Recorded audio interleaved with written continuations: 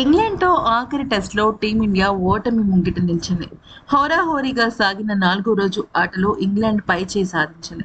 అయితే నిజానికి సిరాజ్ చేసిన తప్పు కారణంగా మన భారత జట్టు చాలా కష్టాల్లో పడితే, ఆ తర్వాత మళ్ళీ ప్రసిద్ధ్ కృష్ణ భారత శిబిరాల్లో కొద్దిగా ఆశలు రేకెత్తించాడు. ఇక నిజం చెప్పాలి అంటే భారత్‌ని చాలా ఎక్కువగా పరీక్షించిన విషయాలేమైనా ఉన్నాయంటే అది బ్యాడ్ లైట్. అంతేకాకుండా ఆ తర్వాత వర్షం, వెలుతురులేమి ఇవన్నీ కూడా ఐదో టెస్ట్ మ్యాచ్ నాలుగో రోజు ఆటను చాలా ఎక్కువగా ఇబ్బంది పెట్టాయి. నిజం చెప్పాలి అంటే భారత జట్టు విజయావకాశాలని చాలా తీవ్రంగా దెబ్బతీశాయి. ఇక ఆ రోజు అంటే నాలుగో రోజు ఆటను ఎంపైర్లు నిర్ణీత సమయం కంటే ముందే ముగించారు. మ్యాచ్ ఆగిపోయే సమయానికి ఇంగ్లాండ్ 76.2 ఓవర్లలో 6 వికెట్లకు 339 పరుగులు చేసింది. అయితే ఇక విషయంలోకి వచ్చినట్టయితే హ్యారీ బ్రూక్, జో రూట్ ఇద్దరు కూడా శతకాలతో సత్తా చాటగా బెన్ డెకెట్ హాఫ్ సెంచరీతో రాణించాడు. క్రీజ్లో జెమ్మీ ఓవర్టన్, జెమ్మీ స్మిత్ ఆ టైంకి ఉన్నారు. అయితే భారత బౌలర్‌లో ప్రసిద్ధ్ కృష్ణ 3 వికెట్లు తీయగా సిరాజ్ 2 వికెట్లు పడగొట్టాడు. ఆకాశ్‌దీప్ 1. ఇక ఇంగ్లాండ్ విజయానికి 35 పరుగులు అవసరం కాగా అంతకు మునుపు జరిగిన ఒక విషయం పూర్తిగా ఆటను తారుమారు చేసేసింది. అదే ఈ మ్యాచ్ హీరో మహమ్మద్ సిరాజ్ ఫీల్డింగ్‌లో చేసిన తప్పిదం టీమిండియాను కష్టాల్లోకి నెట్టింది.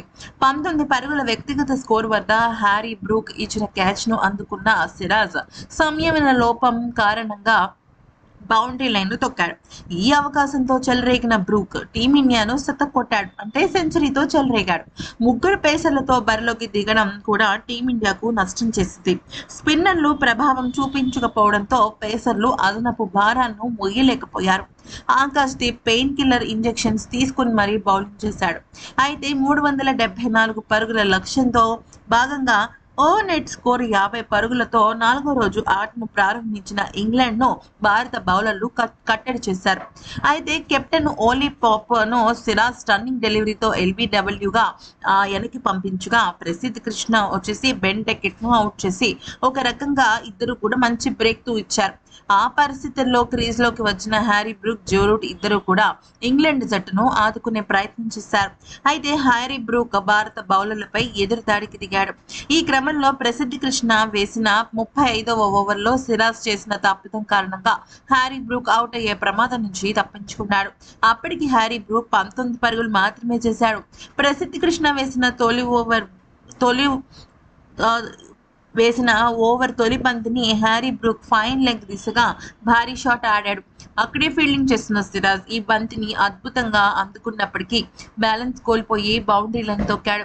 దాంతో క్యాచ్ కాస్త సిక్సర్గా మారింది. ఈ అవకాశంతో హ్యారీ బ్రూక్ చెలరేగాడు. సిరాజ్ చేసిన తప్పిదం మ్యాచ్ను మలుపు తిప్పింది. అయితే ఇక అప్పటితో హ్యారీ బ్రూక్ అద్భుతంగా రాణించేశాడు. అయితే ఇక్కడ ఒక విషయం చోటు చేసుకుంది. రెండో సెషన్‌లో మరింత చాతుర్యంగా బ్యాటింగ్ చేసిన ఈ జోడీ ఇక పిచ్ కూడా పూర్తిగా బ్యాటింగ్‌కు అనుకూలంగా మారడంతో 39 బంతుల్లోనే బ్రూక్ హాఫ్ సెంచరీ పూర్తి చేసుకున్నాడు. జో రూట్ 81 బంతుల్లో అర్ధ సెంచరీ అందుకున్నాడు. ఇంకా వీళ్ళిద్దరిని విడదీసేందుకు శుభ్మన్ గిల్ చాలా ప్రయత్నాలు చేసినప్పటికీ కూడా ఫలితం లేకుండా పోయింది. అయితే ఇక్కడ ఒక్కసారి ఎప్పుడైతే సిరాజ్ క్యాచ్‌ని అందుకున్నాడో, హ్యారీ బ్రూక్ క్యాచ్‌ని ఎప్పుడైతే అందుకున్నాడో అందరూ కూడా హ్యారీ బ్రూక్ అవుట్ అయిపోయాడు అనుకున్నారు. దానిలో ప్రధానంగా ఇక్కడ ప్రసిద్ధ్ కృష్ణ నువ్వు అవుట్ అయిపోయావు అని చెప్పేసి ఫస్ట్ సెకండ్‌లో రియాక్షన్ ఇచ్చాడు. కానీ తర్వాత 3 సెకండ్ల తర్వాత ఎప్పుడైతే సిరాజ్ వెనక్కి అంటే ఆ బ్యాలెన్స్ కుదిరించుకోవటం కోసం వెనక కాలు అడుగు వేశాడో కరెక్ట్‌గా 3 సెకండ్స్‌కి ఇక ప్రసిద్ధ్ కృష్ణ మొహం మాడిపోయిన బల్బులా మారిపోయింది. ఎందుకనంటే ఇక తను వేసిన బౌలింగ్‌లో అద్భుతమైన వికెట్ పడిందనుకున్నాడు. కానీ ఆ వికెట్టే టీమిండియా కొంప ముంచుతుందని అనుకోలేదు. కాకపోతే ఇక్కడ మ్యాటర్ ఏంటంటే ప్రసిద్ధ్ కృష్ణ అయితే చాలా ఎక్కువగా బాధపడ్డాడో అదే ప్రసిద్ధ్ కృష్ణ ఏం జరిగింది అంటే గనక చూసినట్టయితే ఒకే ఒక బౌలింగ్‌తో ఆటను మలుపు తిప్పాడు. సస్పెన్స్ థ్రిల్లర్‌గా మార్చేశాడు. ఏం జరిగింది అంటే ఇక్కడ విషయానికి వచ్చినట్టయితే ఆఖరి సెషన్‌లో అటు భారత్ కానీ, ఇటు ఇంగ్లాండ్ కానీ ఉక్కిరిబిక్కిరి అయిపోయింది. 4 వికెట్ల దూరంతో భారత జట్టు ఉంటే 35 పరుగుల దూరంలో ఇంగ్లాండ్ జట్టు ఉంది. అంటే ఇరు జట్లకి దాదాపుగా సేమ్ అవకాశం ఉంది గెలవడానికి. ఈ క్రమంలో జరిగిన విషయం ఏంటి అంటే ప్రసిద్ధ్ కృష్ణ కొంతవరకు ఆటను మలుపు తిప్పి భారత్కు మంచి ఆశను కల్పించాడు. ఆకాశ్ దీప్ వేసిన 69వ ఓవర్ తొలి బంతికి క్విక్ సింగిల్ తీసిన సెంచరీ మార్కును అందుకున్నాడు. జో రూట్ కెరియర్లో, అంటే జో రూట్ గురించి నేను చెప్తుంది. అయితే జో రూట్ కెరియర్లో ఇది 39వ సెంచరీ. అయితే ఇక్కడ ఏమైందంటే ఇంకా ఇంగ్లాండ్ విజయం లాంఛనం అనుకునే టైంకి ప్రసిద్ధ కృష్ణ తన వరుస ఓవర్లలో జాకోబ్ని, జో రూట్ని ఇద్దరిని పెవిలియన్కు చేర్చి మ్యాచ్ను మలుపు తిప్పాడు. జాకోబ్ బెతెల్ను క్లీన్ బౌల్ చేసిన ప్రసిద్ధ కృష్ణ జో రూట్ను కీపర్ క్యాచ్గా అవుట్ చేశాడు. ఆ తర్వాత సిరాజ్, ప్రసిద్ధ్ ఇద్దరు కట్టడిగా బౌలింగ్ చేయడంతో జెమ్మీ స్మిత్, ఓవర్టన్ ఇద్దరు తడబడ్డారు. ఈ క్రమంలో మళ్ళీ పెద్ద షాక్ ఏంటి భారత జట్టుకి అంటే బ్యాడ్లైట్ కారణంగా మ్యాచ్ ఆగిపోయింది. ఆ తర్వాత వర్షం రావడంతో ఇక 4వ రోజు ఆట ముగించాల్సి వచ్చింది. ఇక్కడ ప్రసిద్ధ్ అలాగే సిరాజ్ ఇద్దరికి కూడా ఇంగ్లాండ్ జట్టు బ్యాట్స్మెన్స్ పట్టు దొరికింది. ఆ దెబ్బలో దెబ్బ ఇక వరుసగా వికెట్లు కోల్పోయి ఉంటే భారత జట్టుకు చాలా కలిసి వచ్చి ఉండేది. అట్లీస్ట్ మరొక 2 వికెట్లైనా భారత జట్టు తీసి ఉంటే ఆట పూర్తిగా మన చేతిలోకి వచ్చేసి ఉండేది. కానీ బ్యాడ్ లైట్ కారణంగా ఇదంతా జరిగింది. అయితే ఇక్కడ ఇంకొక ముఖ్యమైన విషయం ఏంటంటే ఎంపైర్ల అలసత్వం. అదేంటంటే 4వ రోజు ఆట సమయం కంటే ముందే ముగించిన ఎంపైర్ల నిర్ణయం తీవ్రమైన వివాదానికి, విమర్శలకి దారితీసింది. ఈ బ్యాడ్ లైట్, వర్షం అనేదే మన భారత జట్టు కొంప ముంచిందని ఇప్పుడు మనం తెలుసుకున్నాం కదా. అయితే ఈ విషయం ఏంటంటే ముఖ్యంగా ఇంగ్లాండ్ జట్టుకు చెందిన ప్రముఖ మాజీ ఫాస్ట్ బౌలర్ స్టూవర్ట్ బ్రాడ్ ఈ నిర్ణయాన్ని ఏమాత్రం యాక్సెప్ట్ చేయలేకపోయాడు. అయితే ఇంగ్లాండ్ జట్టు ఆటగాడే ఈ మాట చెప్పాడంటే ఎంపైర్ల పనితీరు ఎంత తీవ్ర స్థాయిలో ఉందో మనం అర్థం చేసుకోవచ్చు. అసలు ఏం జరిగిందనేది కనుక చూసినట్టయితే ఆట అత్యంత కీలకమైన మలుపు తీసుకుంటున్న సమయంలో తగినంత వెరుతులు లేదన్న కారణంతో ఆట నిలిపివేశారు ఎంపైర్.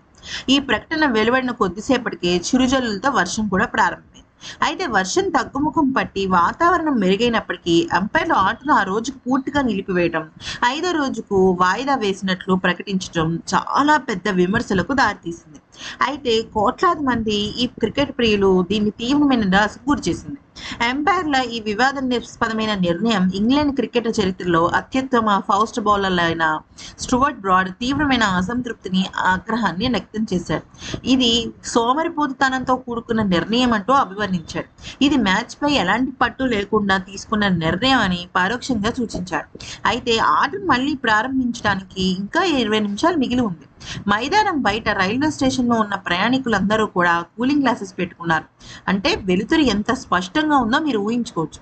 అలాంటిది ఈ మ్యాచ్కి సంబంధించి ఇంత దారుణమైన నిర్ణయం ఎంపైర్లు ఎలా తీసుకుంటారు అంటూ ఇది చాలా తీవ్రమైన నష్టం కలిగించిందని, నిజానికి ఆట నిలిపివేసిన కొద్ది నిమిషాల వ్యవధిలోనే ఓవెల్ మైదానం నుంచి సూర్యరశ్మి తిరిగి ప్రకాశించిందని, వాతావరణం సాధారణ స్థితికి వచ్చిందని నివేదికలు కూడా పేర్కొన్నారు. అంటే దీన్ని బట్టి మనకు అర్థమవుతుంది ఏంటంటే ఇక్కడ కావాలనే ఎంపైర్లు అలసత్వంతోనో లేదంటే ఏదో టీమిండియాని టార్గెట్ చేయాలన్న ఉద్దేశంతోనో ఇలా చేశారనిపిస్తుంది. లేకపోతే ఒకవేళ నిజంగా గనక భారత జట్టు గనక మళ్ళీ 20 మినిట్స్ లేదా హాఫ్ అన్ అవర్లో గనక మ్యాచ్ని తిరిగి స్టార్ట్ చేసి ఉంటే ఏమో అది బౌలర్లు కలిసి వచ్చిండేదేమో. 5వ రోజు వరకు ఆటను పొడిగించడం అనేది కరెక్ట్ కాదు అనేది అక్కడ అభిప్రాయం. మరి ఈ నిర్ణయాన్ని మీరేమంటారు? అది కరెక్టా కాదా? ఎంపైర్ తప్పు నిర్ణయమా, కరెక్ట్ నిర్ణయం తీసుకున్నారని కామెంట్ సెక్షన్లో మాకు చెప్పండి.